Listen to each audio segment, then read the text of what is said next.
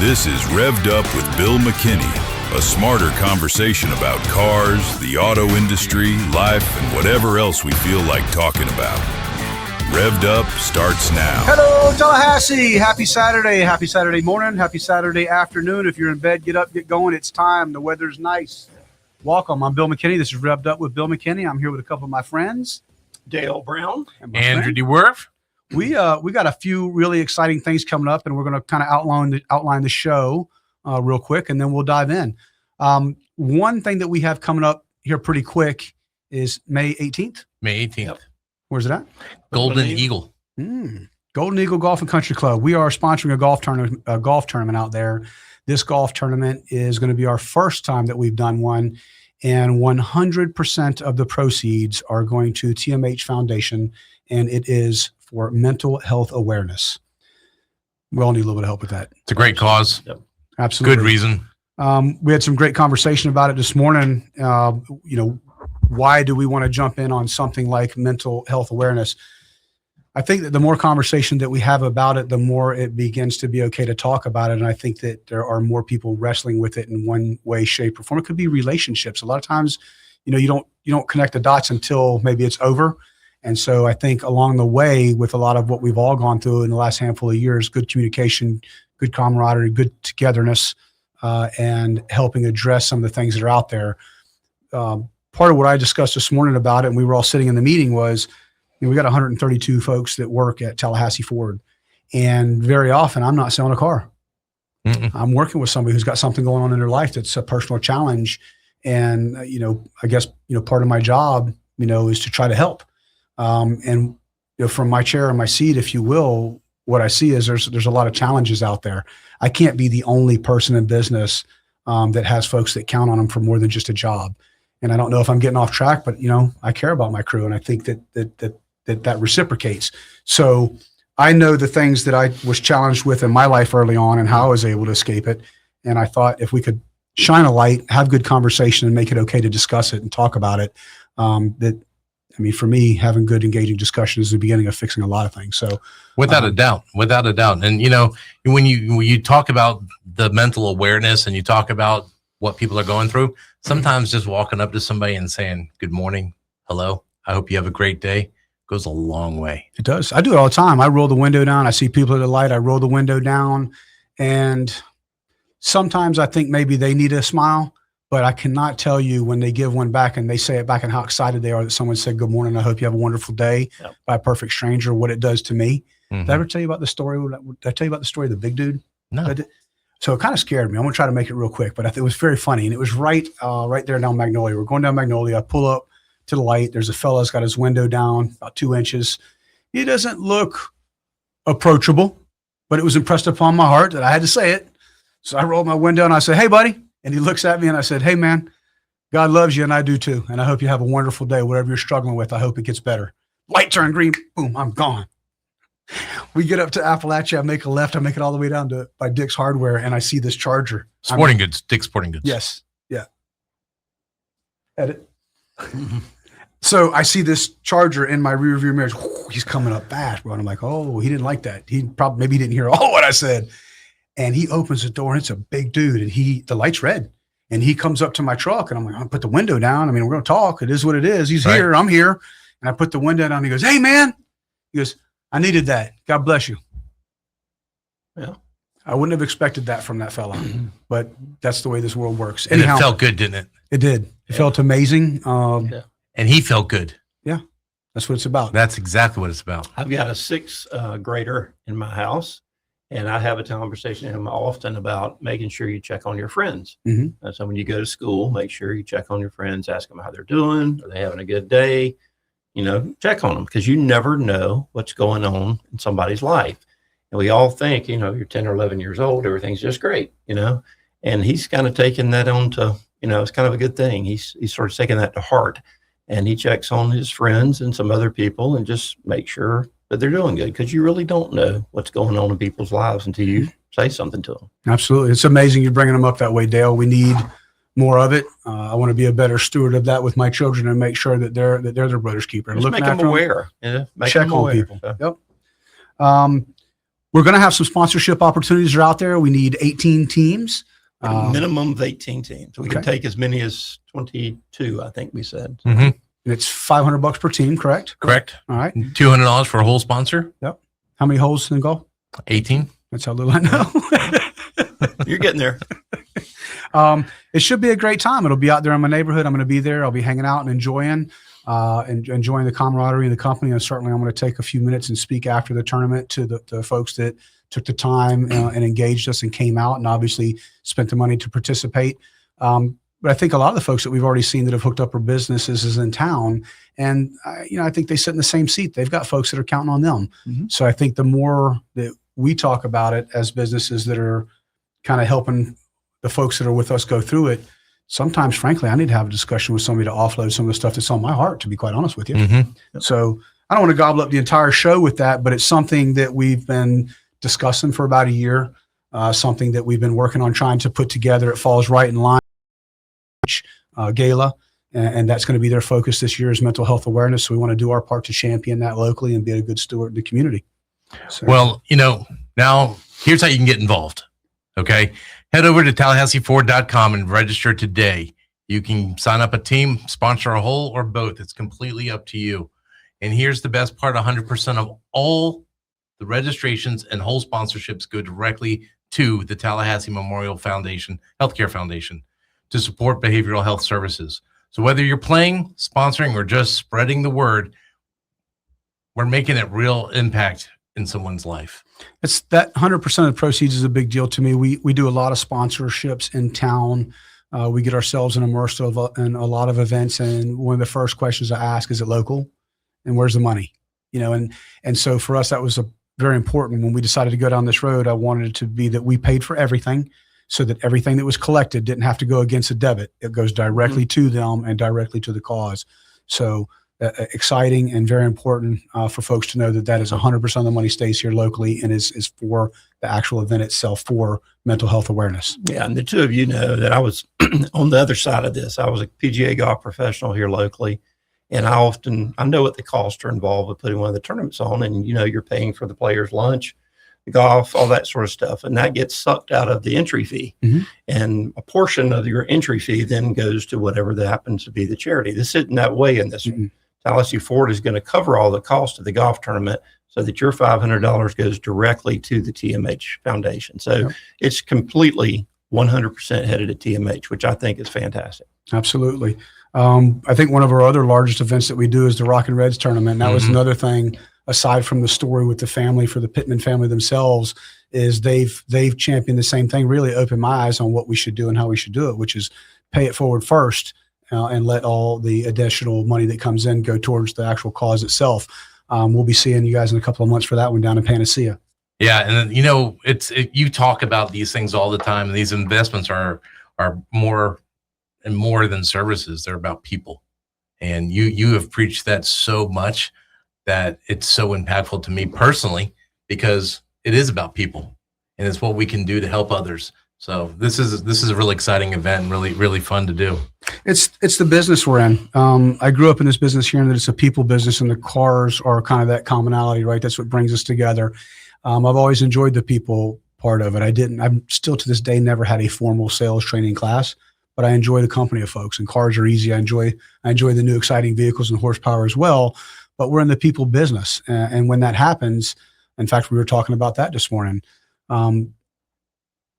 Best friends I've had, lifelong friends I made in the industry. My wife I met in our business.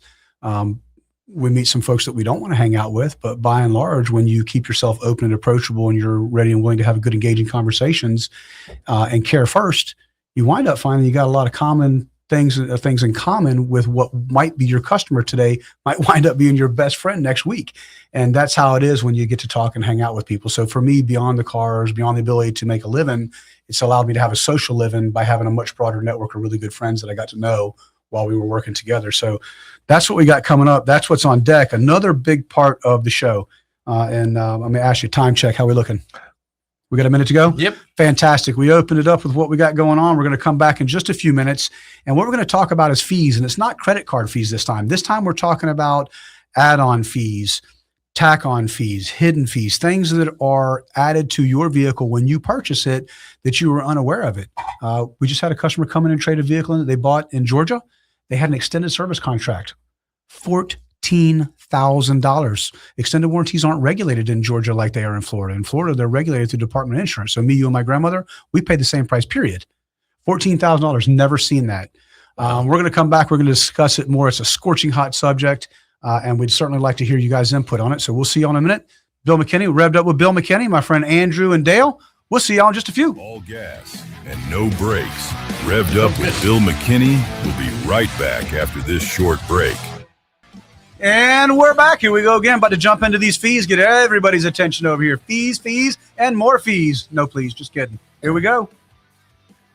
A lot of fees. There are. Yes. So what we're talking about, you go in to buy a car because you did your due diligence, you found it online, you compared it against the market, you looked local, you looked high and low, you found the one that works for you. It had a price on it for $19,999, and you got taxes, you got tag, dealer fee.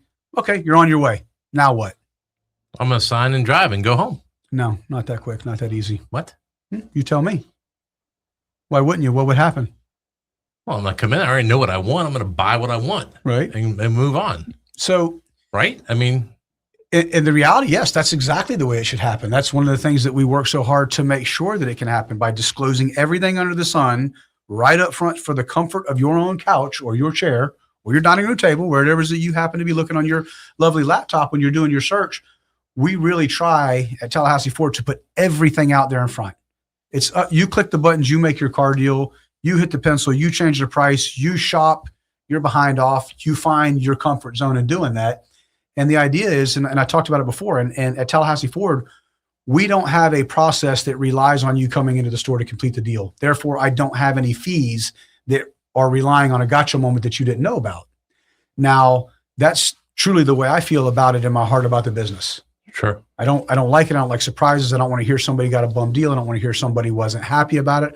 I want them to enjoy their purchase. I want them to enjoy the new vehicle as they should. They're paying for it, right? But that's not the case. I'm not going to go hammer on anybody here locally. That's going to be for the CFPB to jump out there and do their job. But I can tell you, in a town where I spent a lot of time in Crystal River when I was a younger man, made some very good friends over there. There was a local owner who owned the majority of the dealerships in town. He owned Chevrolet store, Chrysler store, Nissan store, and then ultimately the Ford store. I think there might have been a couple that he didn't. He was extremely good in the community. He's someone that, when I look at the things that we're doing, I look at what he did. He took care of the community, and the community took care of him. And that's the way it was. And that was what he told me very early on. Well, you skip ahead, there comes that point in everyone's life where, hey, I'm ready to hang it up and retire. I'm ready to go do something different. And that happened. And he sold his dealerships. I don't know if he got 80 million or 100 million. I don't know, but he got enough of a millions where he was gone. He hung it up. Not to come back. The folks that bought it did not have the same philosophy at all whatsoever. Not only were they not immersed in the community, and they're still there. And part of the struggle is one of my longest running friends, really, he calls me. He's like, man, my wife's a teacher. We're members of the chamber. We've had chamber mixers at our dealership. We're entrenched in the community. And now I don't have a place to work because these a-holes bought all the stores and they act like a bunch of crazy people up in here jacking up fees everywhere. You're probably going to have to edit some of that out. But legit, that's the way he feels. He's like, my wife is a teacher. She grew up here. He's been there for 30-something years, came down from North Carolina, and he loves the community. His kids go to school. The same things that drive me. I don't want that weird, bad blood when someone buys a car. Right. And the difference is I have control over, right? It's my store. He doesn't. He has to work for these guys, and it is killing him. And now what's happening is he don't work for them. So now he's traveling on weekends doing stuff at different stores. It has impacted the fabric of the community first. Okay. The schools and all the events that that the man would take care of. And that was Steve Lamb. He would take care of the community. All those things are gone because that's not the philosophy of this group. But what is the philosophy of the group is to make as much money as possible. There's a line between greed and profit. Not everybody sees that line the same. Right. And when you don't have the same clear lens that everyone's looking through to define what are these boundaries, that's where stuff gets really messy, gets really sticky. your interpretation of what it should be, yours, mine, John's, all different. And then what happens? Now all of a sudden you get the government bodies, they get involved in it. Should they? I don't know. As a dealer, do I want to deal with them? No. But as a dealer, do I want it to happen? Yes. How's that? How's that get you? Yeah, it gets you pretty good because you want fair. I do want fair, because it really just lights me up when I'll put something out there and I'll make it as transparent as possible, and somebody will fall for $500, $1,000 cheaper. They drive across the line, they come back, and then what happens? Literally, what happened? The man showed up in the showroom yesterday to trade the car. He didn't even know he had a warranty, let alone for $14,000. Thank God it was cancelable and it was early on. Can you imagine if this was 4 years into it? $14,000. $14,000. First thing I did is hold on, let me see this. So there's got to be some mistakes. It can't be right. Yeah. It was $1,400 maybe. No. $14,000. $14,000 for a service contract. And what happened was he didn't know he bought it. Yeah. He was shopping on a payment. This is the part that pisses me off. Again, you may have to edit some of this, but I get extremely bent out of shape about this stuff. I understand when people say don't buy on a payment. Okay, don't buy on a payment if you can afford to not buy on a payment. If you can afford to write a check, knock yourself out, have a blast. But if you're like the vast majority of us, where does that fit in within my budget that I have set up on a monthly basis? $525 a month. You're not getting much, my man. Mm-hmm. I don't even know if you get a full-time Uber for that. Maybe the pedicab. No, that dude will charge you $400 from the stadium to the Governor's Club. That's a $400 pedicab ride, so you know. Enjoy. And don't fill out the tip line twice. No, tip included.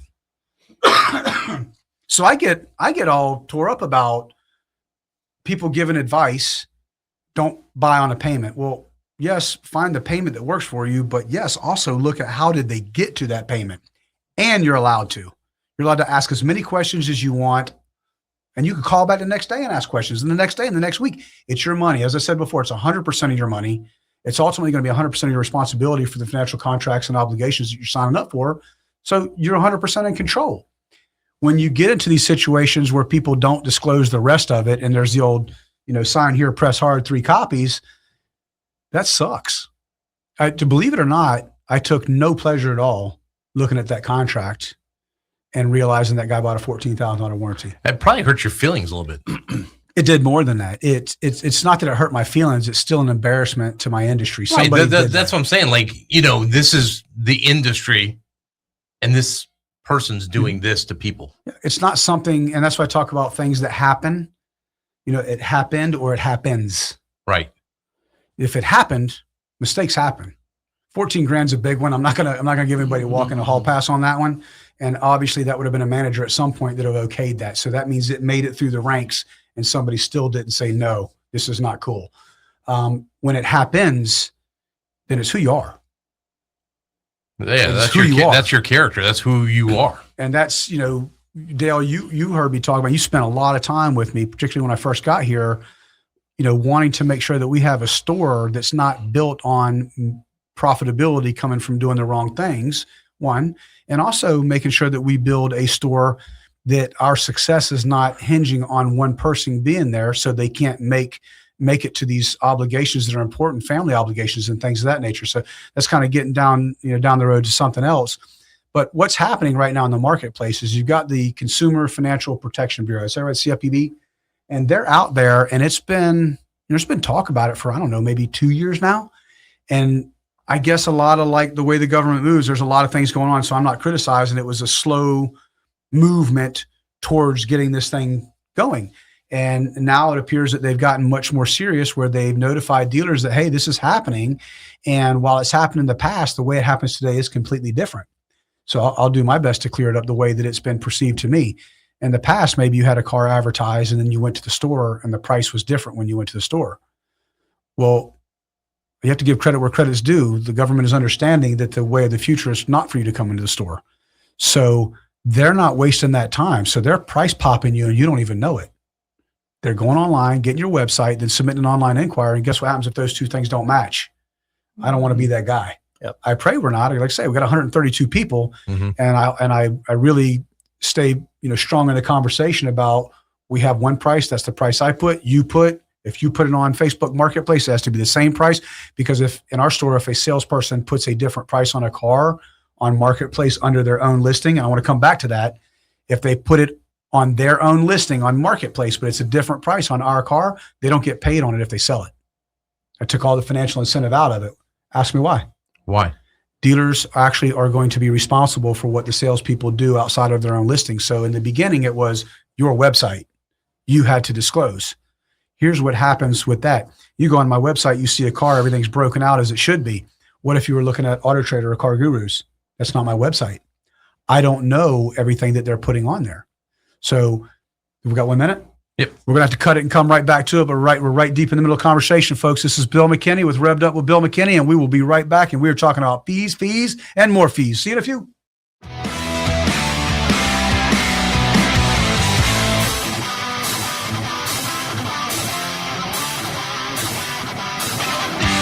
You're listening to Rev'd Up with Bill McKinney, presented by Tallahassee Ford.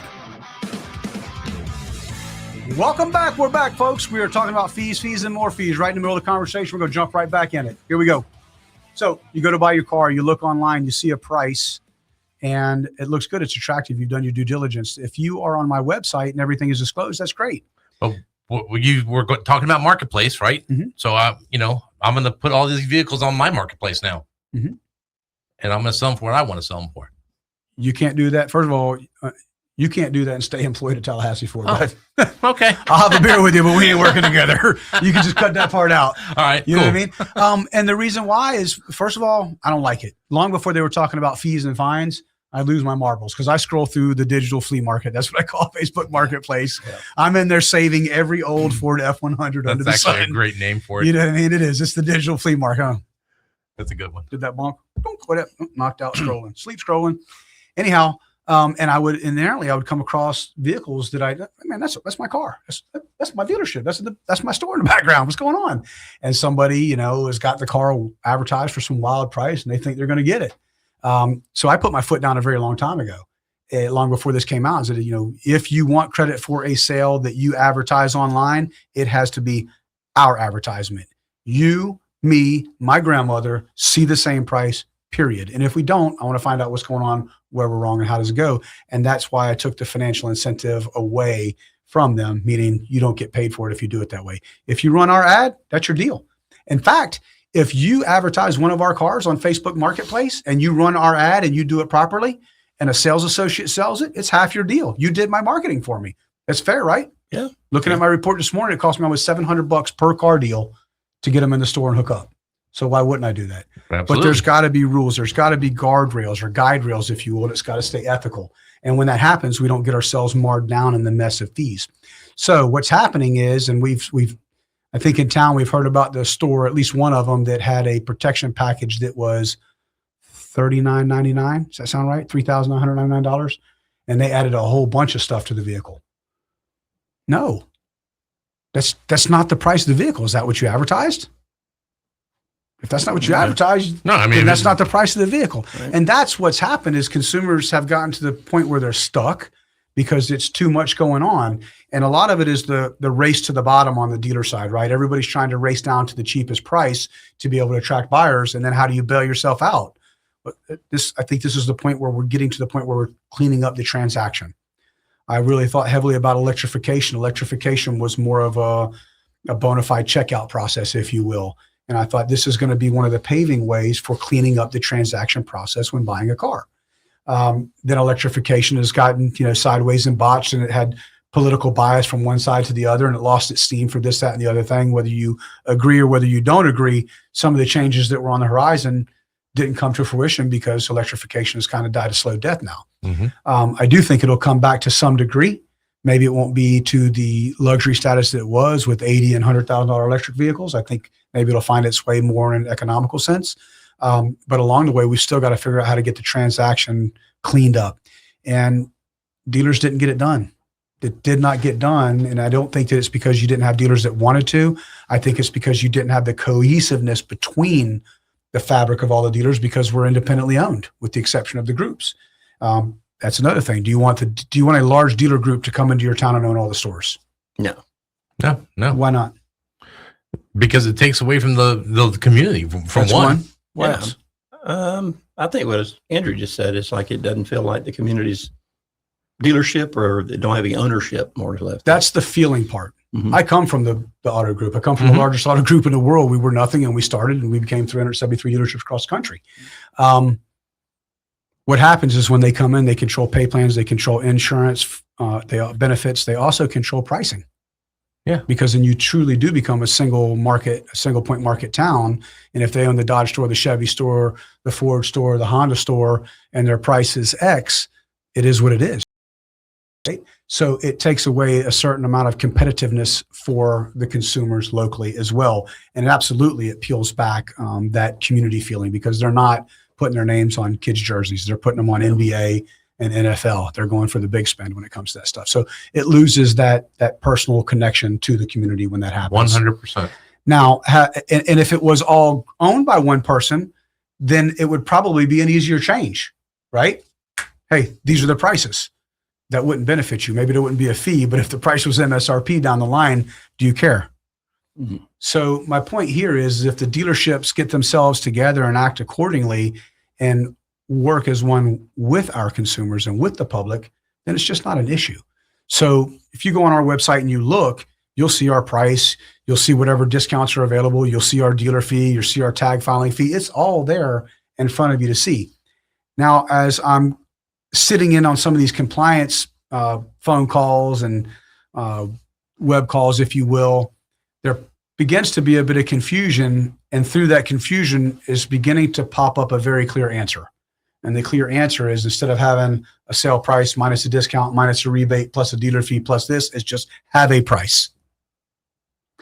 I think that's where it should go. I think when it does that, then it begins to shine the light on the dealer that you want to do business with as opposed to the price that you want to chase, because all shiny things are not going to be as equal as you may think. So chasing that $1,000 discount across the state line and coming back with a $14,000 warranty, okay, you saved $1,000, but it cost you $13,000 more to do it. Yeah. And so on and so, but more so than that, what it did, and I saw it on the fella's face, was it diminished his trust, care, want to care, Belief. at all. Yeah, belief with that dealer. But I'm kind of attached to it. How often do you hear somebody that's upset about something and they lump me, Tallahassee Ford, into Ford Motor Company? Recalls is a big one. All the time. I don't want you to have recall on your car. I want to fix the recall, right, and I want you happy. But it begins to be where you get lumped with the manufacturer on that if you're not careful. Does that make sense? Oh, 100%. Yeah. So I'd love to hear some feedback from the audience out there and see what your thoughts are. You can certainly chime in, hit us up here online and let us know what is the right way. Do you want to see a sale price minus a discount and then a bottom line, or do you just want a price?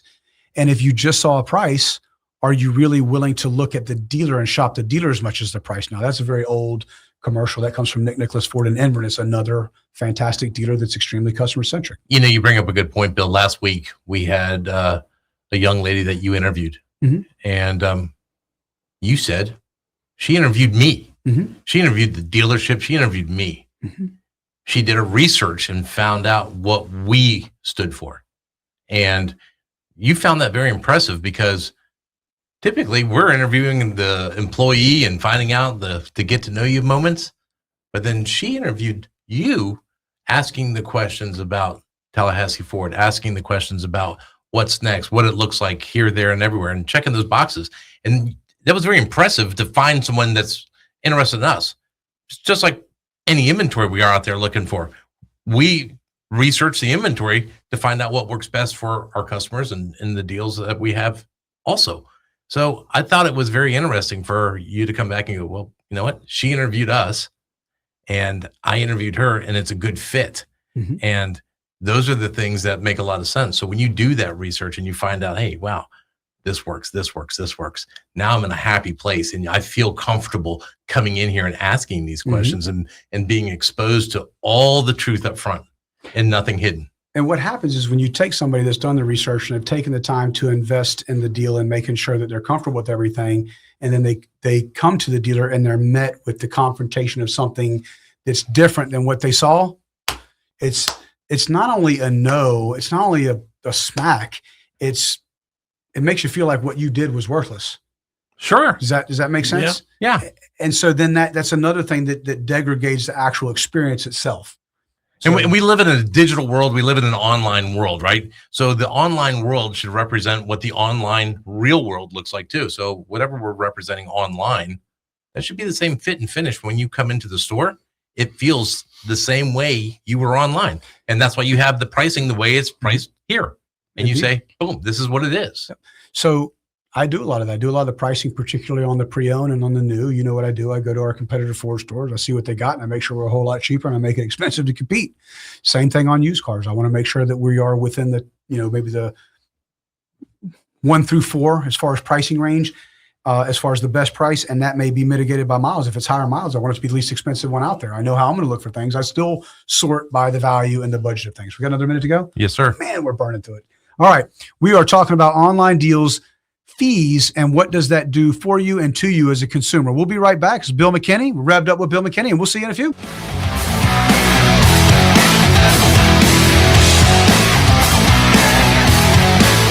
You're listening to Rev'd Up with Bill McKinney, presented by Tallahassee Ford. Welcome back, everybody. It's Saturday, and I'm thinking, even though we're recording this, pre-recording it, if I had to bet on Saturday that you're listening to this right around 12:40-ish, does that sound about right? You know what that means? What does that mean? You can have a beer. Ooh. It's also the third round of the Masters golf tournament too. In that case, you can have a couple. Yeah. It's not while you're driving. Yeah. No, somebody get Tiger. He needs Blue Cruise. Our autonomous driving will help you. Can I not say that? You can say that. You can say that. Yeah. I mean, I was just on the phone with the president, and he said that was okay. Okay. Wow. I mean, I'm just saying. The Blue Cruise is awesome. It is pretty. If you gotta choose the Blue Cruise. Yes. Yeah. I mean, there's a lot of good things out there, but Blue Cruise is pretty legit. Yeah, it is indeed. All right, jumping right back into it. We talked about mental health awareness, a big golf tournament that we got coming up, and what does it mean to us, and hopefully it impacts our local community in the same. We've talked about some scorching hot subject right now, which is going to be fees, add-on fees, things that are not optional when you buy a vehicle and either A, weren't disclosed to you up front or weren't even disclosed to you at all, because that still happens. And then that really kind of ties into the next part, which is a couple of questions, Dale, that you had, and it all leads into it. One of them was about inventory, right? Yeah, one of them was about our inventory. These are less of my questions and some that I hear from friends and customers outside the office sometimes. And their question was like, how much of our inventory is stuff that we actually pick, or is that dictated by Ford? In other words, are we picking colors and trim levels and we get to dictate what we have in our inventory? Or does Ford control that? Okay, so believe it or not, our car journey is a lot like your car journey. We set out and we want all the cool colors and we want all the cool wheels and we want the different trims that are fitting. And what happens is vehicles kind of move through the build cycle and throughout the production year, you have either commodity constraints, which just simply are commodities that aren't available to finish maybe that trim level. For that, I would say back during COVID when we had a lot of commodity constraints, I ordered a Platinum F250. And by the time it came in, I called it a Lariat.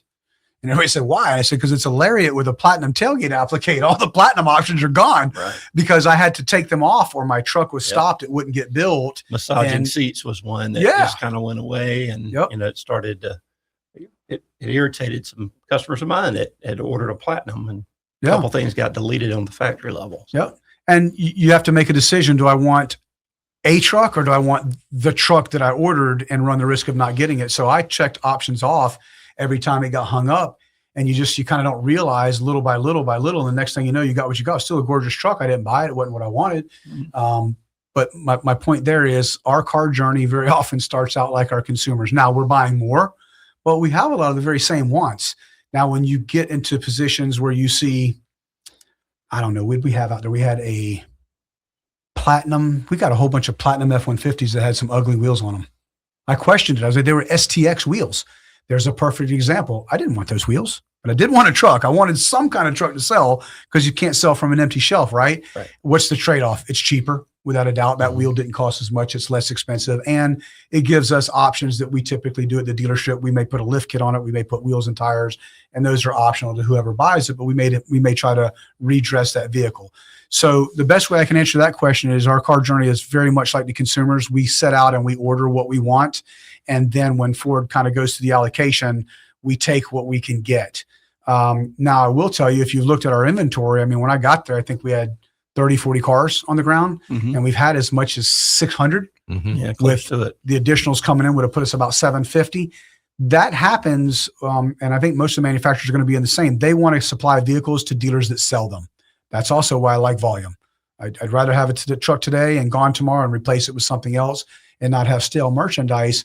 But I will also say that when you turn it, you earn it, meaning you sold it and the factory wants to give you another one back, because at the end of the day, they got to keep the factory moving and working. And if you're doing a good job getting them on the street and getting them to the consumers, they'll get them to you. Does that mean we get exactly what we want? Absolutely not. Very often we get close to it, and then we will dealer trade throughout the different markets with other stores to get our inventory more in line with what we think the market is requiring or wants. Cool.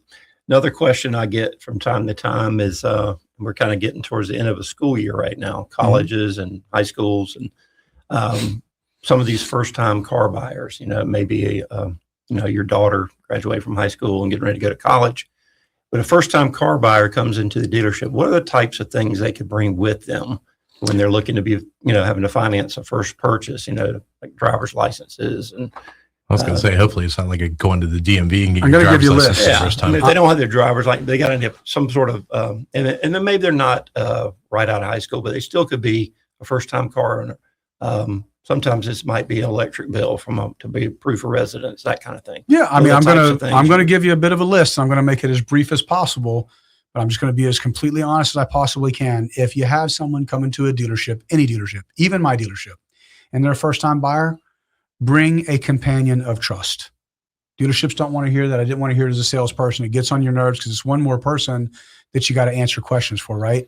But I would rather your questions get answered today and you be confident in what you purchased than have to have you upset tomorrow or next week or next month because you didn't know all the details.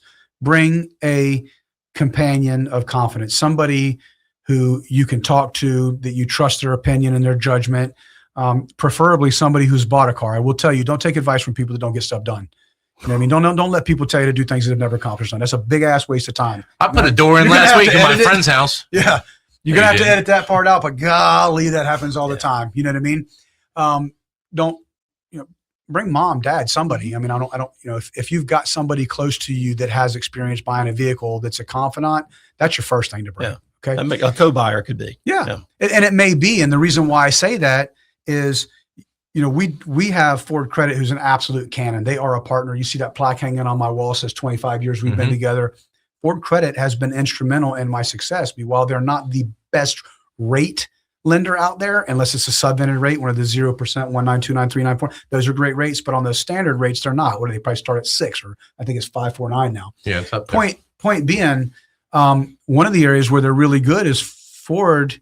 It's a lot like the old Macy's credit card. If you remember, Macy's wanted to have you be their customer, so they would almost give anybody a credit card for $300. That sounds like Finger Hut. Maybe the same thing, but if you have that credit with them, you are more likely to go back to them. Okay. Right. Nordstrom. My oldest son, Michael, whenever he got out of college and he went to work and he first went into sales, I told him, go to Nordstrom's. He says, Dad, I can't buy nothing there. I said, exactly. That's why I want you to go there right now. They've changed. But at least at that time, several years ago, what it was Nordstrom's philosophy was they treat you today exactly the same as they'll treat you when you're a millionaire. That way, when you don't forget who took care of you. Okay, so let's back that up a little bit. Ford Credit wants to earn your business today them for long term and be your partner, whether it's a personal car, whether you decide to go into business and you get yourself a FIN number and you start doing some fleet deals and things of that nature. Bring a parent, somebody who's a resourceful person that can help you kind of navigate through the questions that you may have that you feel comfortable working with. If it is mom or dad, yes, it may get to the point where you look at the deal, and if you got a 12, 13, 14% rate on your own or a 9.9, but having mom or dad co-sign with you and the deal makes sense and everything falls in line, all of a sudden you're a 5 or 6%, that could make a huge difference in your payment.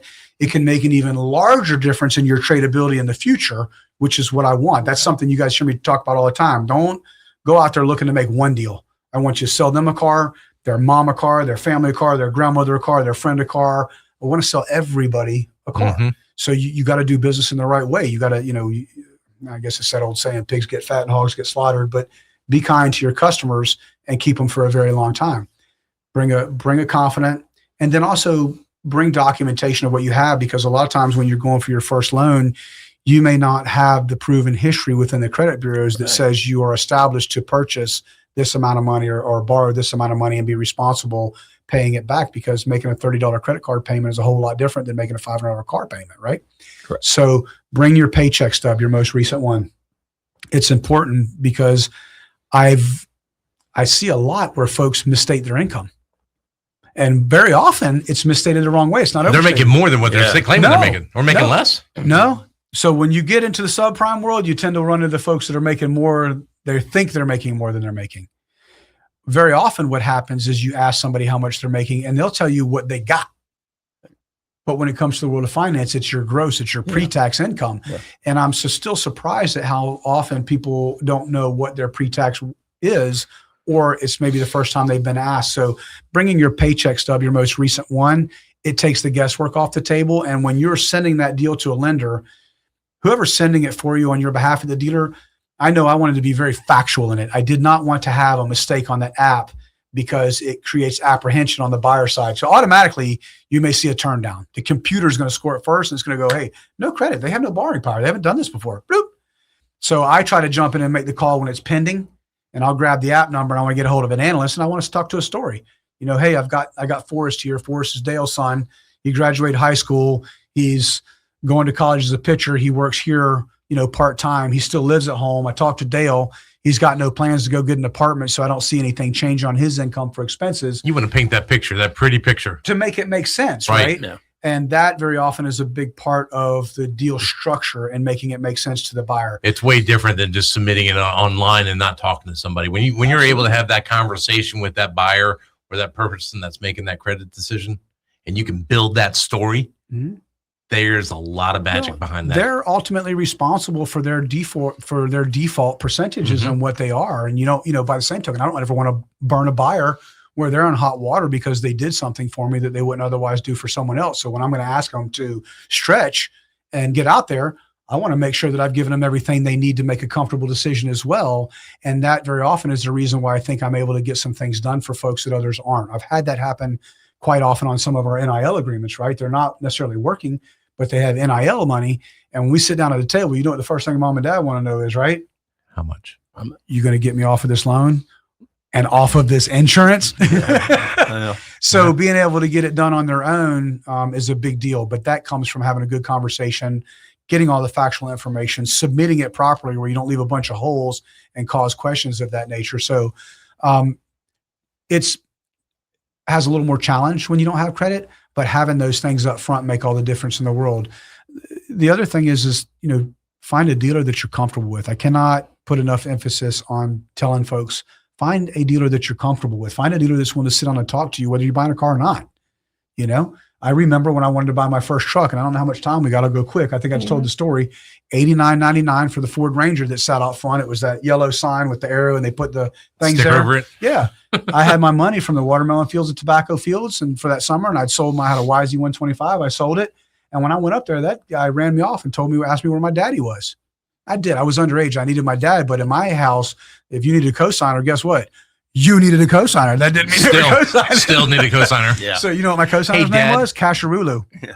You know what I mean? It wasn't Dad? No. There was none of that banking going on. That was it. You got to learn. If you're going to be dumb, you're going to be tough. If you're going to be dumb, you better be tough, son. I might need you to talk to my son in a few years. So. Who knows in a few years? I don't even know if they'll be financing cars. It'll be uber central.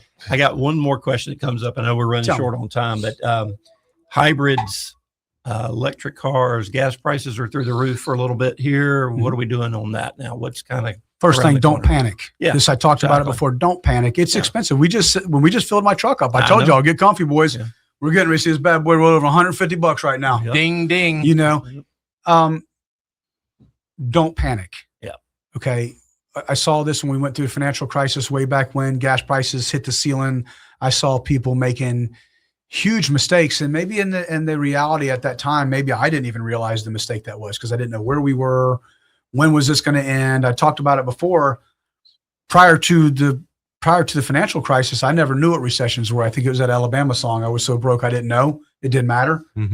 So that was the first time that I saw things falling apart around me and in my world also. but I saw customers coming in by the droves, dumping big trucks and grabbing gas zippers, and it didn't turn out well because then they wanted to retrade when the market corrected itself and gas was cheap, and the gas zippers, they are what they are. They were A to B cars. So first thing is, don't panic. Maybe you might have to make a little bit of a lifestyle change for a little while. That's my advice. And trust me, I want to sell you all a car. Everybody out there in radio land, I want you riding out with Tallahassee Ford tag brackets, okay? But I don't want to do it in such a way that I can't deal with you again in the future, or I know that I willingly went along with you making a tremendous mistake. If you come in to buy a car, we're going to sell you a car. But I want to make sure that I preface conversation up front. Don't do it because you're panicked over gas prices. I would encourage you to maybe make some other lifestyle changes prior to making that kind of change, because that one is more permanent than the other. And I also think it's more permanent than our current situation. Jumping into hybrids and electrification, I mean, it shines a bright light back on them, right? And and I'm not from the electrification world. It's not my thing. I like the noise of a V8, particularly of a big old cam V8, which we're not going to have with overhead engines. They're not going to have that big old lobe and chunky cam sound, right? But at the end of the day, I think what it shows is with there's being different volatilities here and there, and who knows, I think optimally we're going to come out of this without having some volatility is the idea. But I think that's been the idea the entire time I've been alive, right? And I've seen it ebb and flow. So there's still a place for it. I think that place has just changed a little bit. And the part that I think has had the biggest change is probably going to be the vehicle itself, meaning price tag. Some folks I think are loving it. Andrew, how much do you pay for gas? $0. You pay $8 a month, don't you? I don't put gas in my vehicle. No, but for your Charger truck, isn't that what the deal is? Yeah, but I just want to make it clear that I put electric in my truck. No, I know, I'm joking. But I know, so am I. Tell everybody what that is, because I still am surprised the amount of folks that don't know, and that's a big deal. So, you want to reach out to your local, Electric company and say, hey, I have an electric vehicle. What kind of discounts can you give me? Mm-hmm. And basically works like the old cell phones, nights and weekends after 7 o'clock at night to 7 in the morning, tends to be your cheapest rate. And what they charge is like $8 a month from 8 p.m. to 8 a.m. 8 p.m. to 8 a.m. So they're getting you out of the peak time on the grid where it's putting a strain on the grid itself. I don't know that we have a strain now, but I've seen them make and position themselves so that we don't, which is a great thing. So, I mean, $8 a month is what it's costing you to run that thing, right? Yeah. And it's a beautiful truck. And 2 of them, 2 electric vehicles. There you go. There you go. So it's hard to beat. Don't panic. Do consider your options. And if you do want to trade and go into one of those, let things level out first. Don't just take a punch in the nose on this. Okay. Let's chill a minute. All right. Yeah. We got out of time. Yes, Good sir. advice. Good advice. Good advice. All right. I hope it is good advice. I hope it resonated with the community. We'd love to hear from you. Drop us a line. We are taking off. Enjoy your Saturday. I'm Bill. Dale Brown. Andrew, and we're ready to rock and roll this weekend and have a good time. See you guys next week. Rev'd Up with Bill McKinney. Bye. That's today's edition of Rev'd Up with Bill McKinney. Thanks for listening. And remember, when it comes to cars, information matters just as much as the vehicle itself. Rev'd Up with Bill McKinney is presented by Tallahassee Ford. Join us next week for another smarter conversation about the road ahead.